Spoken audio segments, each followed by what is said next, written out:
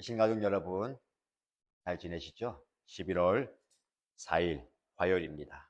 다니엘 기도회가 은혜 가운데 진행되고 있습니다. 저녁에는 다니엘 기도회를 통해서 은혜 받고, 새벽에는 오늘의 말씀 묵상을 통해서 우리에게 주신 하나님의 말씀을 묵상하는 것이 위로가 되고 격려가 되고 힘이 됩니다. 오늘 저와 여러분이 주신 말씀을 통해서 큰 도전과 결단의 시간 되길 바랍니다.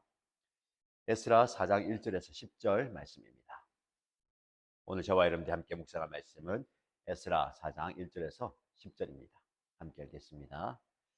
유다와 베냐민의 대적은 사로잡혀 갔다가 돌아온 사람들이 주 이스라엘의 하나님의 성전을 짓고 있다는 말을 듣고서 술바벨과 각 가문의 우두머리들에게 와서 말하였다.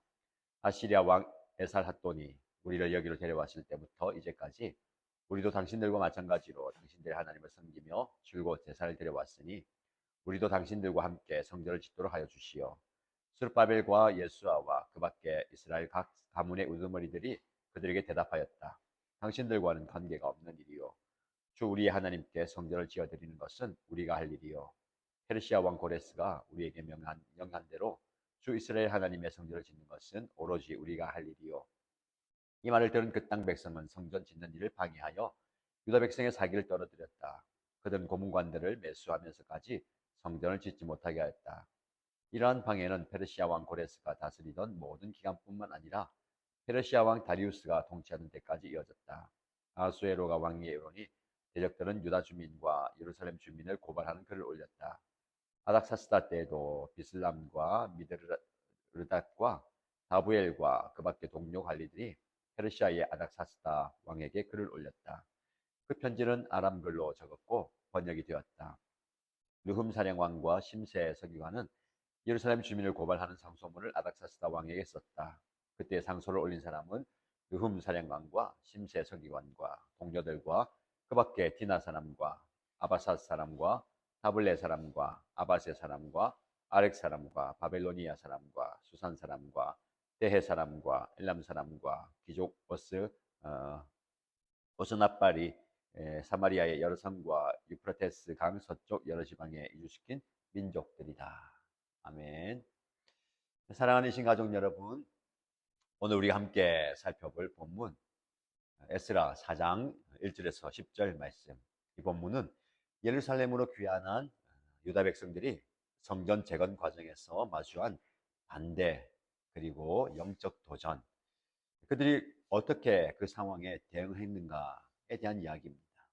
특별히 오늘은 거절할 용기라는 제목으로 하나님의 말씀을 묵상하고자 합니다. 저와 여러분들이 인생을 살아가면서 많은 선택의 순간들을 경험하게 됩니다. 때로는 예라고 말하는 것보다 아니요라고 말하는 것이 더 어려울 때가 있지요. 특히 그 거절이 갈등이나 어려움을 초래할 가능성이 있을 때는 더욱더 그렇습니다. 오늘 본문에서 유다 백성들은 바로 그런 상황에 직면해 있습니다. 그들은 표면적으로는 도움의 손길을 내미는 것 같지만 실제로는 그들의 사명을 훼손할 수 있는 제안에 대해서 거절해야만 했습니다. 이 본문을 통해서 우리는 하나님의 뜻에 따라서 때로는 아니요 라고 말할 수 있는 영적 분별력과 용기를 배워야 할 것입니다. 먼저 1절에서 2절 말씀 보면 적대자들의 접근과 제한이 나옵니다. 본문의 유다와 베냐민의 대적은 성전 건축 소식을 듣고 유다 백성들에게 접근해 왔습니다. 이들은 유다 백성에게 우리도 당신들과 함께 성전을 건축할 수 있도록 해주십시오라고 요청합니다. 표면적으로는 협력을 제안해 보입니다. 그러나 그들이 자신들을 소개하는 방식에 우리가 주목해 볼 필요가 있습니다. 그들은 자신들을 우리를 이곳으로 데려온 아시리아 왕 에살핫돈이라고 언급합니다. 이들이 아시리아가 이스라엘 북왕국을 멸망시키고 그 지역에 강제로 이주시킨 이방인들의 후손이다라는 것을 암시합니다. 열왕기하 17장에 따르면 아시리아는 북이스라엘을 멸망시킨 이후에 그 땅에 다른 민족들을 이주시켰습니다. 그리고 그들은 자신들의 신들을 섬기면서도 형식적으로는 이스라엘의 하나님을 함께 섬겼습니다. 이것이 바로 2절에서 언급된 우리도 당신들의 하나님을 찾고 있습니다. 그리고 제사를 드려왔습니다. 라는 주장의 배경입니다. 하나님을 섬기지만 여전히 이방신을 섬기는 혼합 종교입니다. 하나님의 관점에서는 참된 예배가 아니죠. 그들이 우리도 하나님의 성전을 함께 재건하고 싶습니다 라고 제안해 왔던 겁니다. 3절 말씀을 보시면 유다 지도자들의 단호한 거절이 나옵니다. 유다의 지도자들은 이 제안에 대해서 단호하게 거절합니다. 그들의 대답은 세 가지 중요한 요소를 포함하고 있습니다. 첫 번째로, 우리 하나님의 성전을 건축하는 일에 여러분들은 우리와 상관이 없습니다. 명확한 경계 설정입니다. 너희와 우리에게는 공통점이 없다. 분명한 분리를 강조하죠. 둘째, 그들은 페르시아 왕 고레스 왕에게 우리에게 그가 명령하신 대로 라면서 자신들의 결정에 공신력을 부여합니다. 그들의 거절이 단순한 개인적인 선호가 아니라 공식적인 명령에 대한 것임을 강조하고 있습니다. 세 번째로, 우리만이 주 이스라엘의 하나님께 성전을 지어드려야 한다라는 말을 하죠. 이 사역, 이 소명의 배타적 성격을 이야기합니다. 성전 재건이 단순한 건축이 아니라 하나님의 성전 건축, 언약 백성으로서의 특별한 사명, 하나님이 주신 소명인 것을 이야기하는 겁니다. 유다 지도자들은 표면적으로 도움을 제공하는 것 같은 제안 이면에 있는 위험을 분별했습니다. 영적 위험이 무엇입니까? 그들과 함께 한다면 혼합 종교 우상 숭배가 그들에게 들어오게 된다는 겁니다. 하나님을 예배하는 거룩한 성전을 짓는 성전 재건의 거룩한 사명이 혼합될 수 있다라는 겁니다. 4절과 5절 말씀 보시면 이런 거절 이후에 찾아오는 적대적인 반응을 이야기합니다.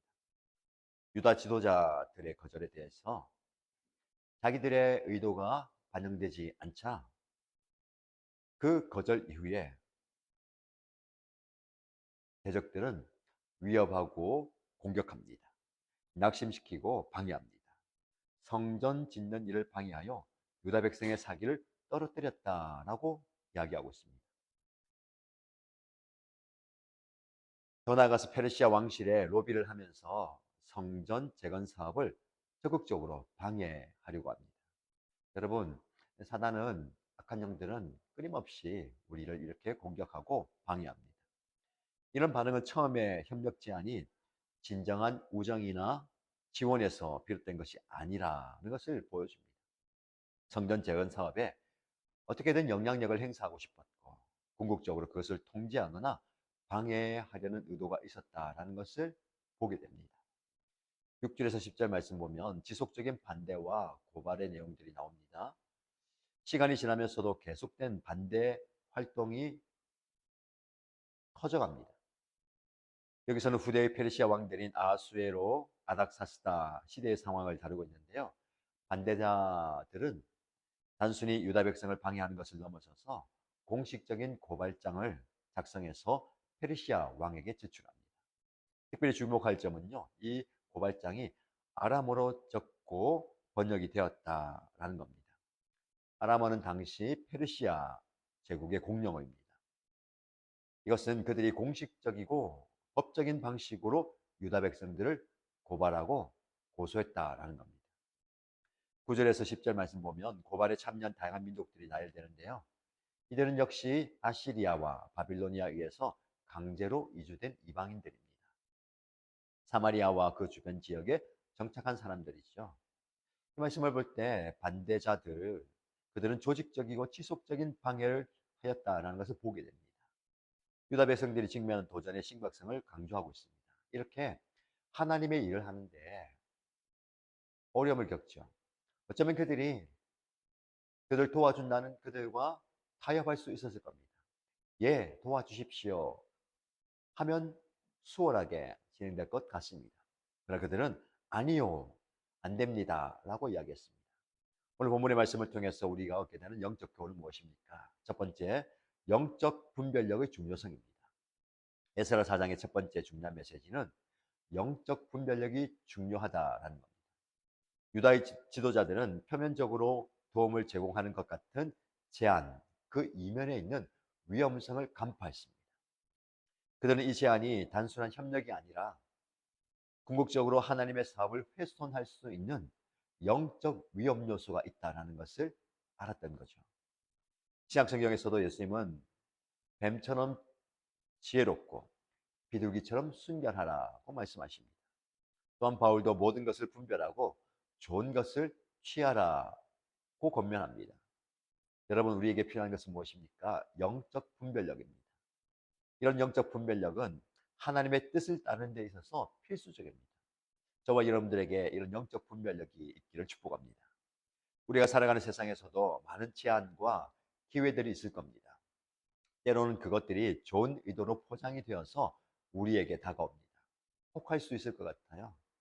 그 말에 예스하면 도움이 될 것 같습니다. 그러나 실제로 우리의 신앙과 하나님과의 관계를 타협하게 만드는 것일 수 있다라는 것을 분별하시기 바랍니다. 영적 분별력은 이런 상황에서 하나님의 뜻을 분별하고 옳은 결정을 내릴 수 있게 합니다. 두 번째로, 타협하지 않는 신앙의 중요성입니다. 신앙의 순수성을 지키기 위해서 타협하지 않는 태도가 필요합니다. 유다 지도자들은 성전 건축이라는 거룩한 사명에 있어서 타협을 거부했습니다. 여러분, 타협하면 수월해질 수 있고요. 타협하면 편합니다. 그런데 그들은 혼합 종교를 실천하는 이들과 협력하는 것이 하나님의 성전을 오염시킬 수 있다라는 것을 알았습니다. 그래서 신약의 가르침과도 일치합니다. 바울은 고린도후서 6장 말씀에 너희는 믿지 않는 자와 멍에를 같이 매지 말라. 의와 불법이 어찌 함께하며 빛과 어둠이 어찌 사귀며 그리스도와 벨리알이 어찌 조화되며 믿는 자와 믿지 않는 자가 어찌 상관하냐라고 경고했습니다. 무슨 말씀입니까? 하나님을 향한 우리의 헌신은 때로는 인기 없는 결정을 내려야 할 때가 있습니다. 어려운 길을 선택해야 할 때가 있습니다. 그때 우리가 타협하면 안 됩니다. 좁고 어려운 길이라 하더라도 기꺼이 그 길을 가야 됩니다. 넓고 편한 길로 타협하는 것은요, 신앙의 순수성을 포기하는 것입니다. 여러분, 우리가 신앙의 순결과 순수성을 지키는 것은 정말 중요합니다. 왜냐하면 하나님과의 깊은 관계를 유지하는 것이기 때문에 그렇습니다. 그리고 하나님의 은혜와 복을 경험하는 것입니다. 좁고 힘든 길이라 하더라도 그 길을 과감하게 걸어갈 수 있는 저와 여러분 되시길 축복합니다. 세 번째로, 반대와 어려움에 대한 하나님의 주권을 보게 됩니다. 에스라 4장은 성전 재건 사업이 직면한 심각한 반대와 방해를 기록하죠. 이런 어려움은 인간적 관점에서는 좌절과 실패로 보입니다. 우리도 그렇지 않습니까? 주의 일을 하다가 이런 어려움을 겪게 되면 실망감을 얻게 되고 좌절하게 됩니다. 그러나 성경 전체 맥락에서 볼 때에 이러한 반대에도 불구하고 하나님의 계획은 궁극적으로 성취됩니다. 에스라서의 후반부와 함께 스가랴서 말씀을 보시면 결국 성전이 아름답게 완성되는 것을 보게 됩니다. 인간의 반대가 하나님의 목적을 좌절시킬 수 없음을 기억하십시오. 사단의 방해가 하나님의 나라의 궁극적인 목적과 성취를 방해할 수가 없습니다. 로마서 8장 28절 말씀은 우리가 알거니와 하나님을 사랑하는 자 곧 그의 뜻대로 부르심을 받은 자들에게는 모든 것이 합력하여 선을 이룬다라고 말씀합니다.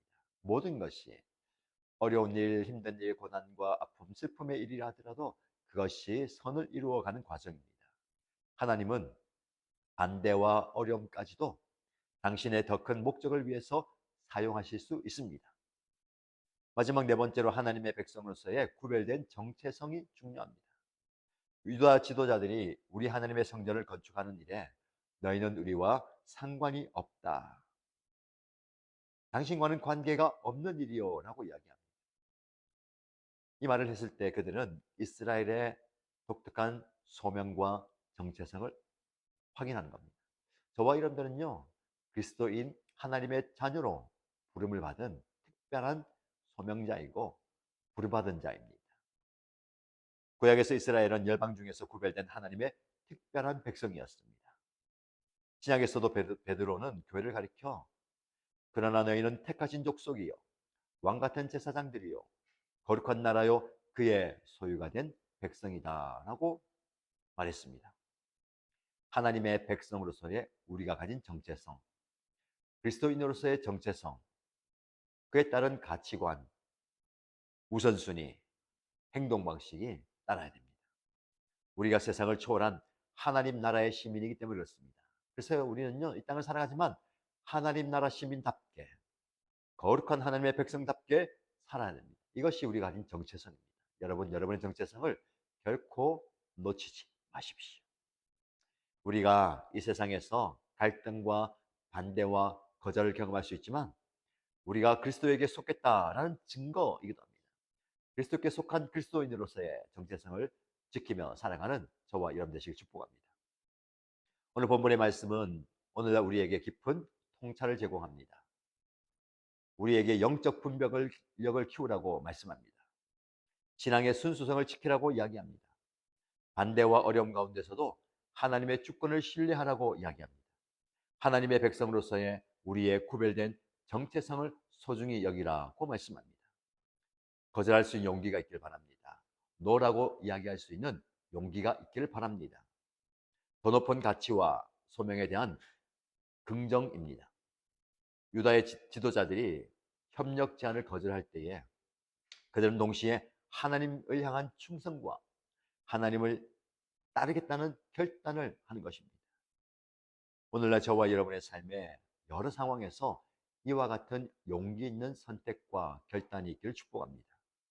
표면적으로는 매력적으로 보이고 우리에게 도움이 될 것 같지만 우리의 신앙과 하나님과의 관계를 타협하게 만드는 제안이 있다면 아니요라고 말하시기 바랍니다. 그리고 그런 거절 이후에 찾아올 수 있는 반대와 어려움을 극복하시기 바랍니다. 그 가운데 하나님의 주권을 신뢰하는 믿음을 가지시기 바랍니다. 내가 내게 명령한 것이 아니냐, 강하고 담대하나 두려워하지 말며 놀라지 말라. 네가 어디로 가든지 내 하나님 여호와가 너와 함께 하느니라. 요수아에게 하신 말씀처럼 하나님은 우리가 그분의 뜻을 좇으며 그 뜻을 따라서 용기 있게 행동할 때에 항상 우리와 함께 하실 것입니다. 거절할 용기를 갖는 것은 쉽지 않습니다. 노라고 이야기하는 것은 쉽지 않습니다.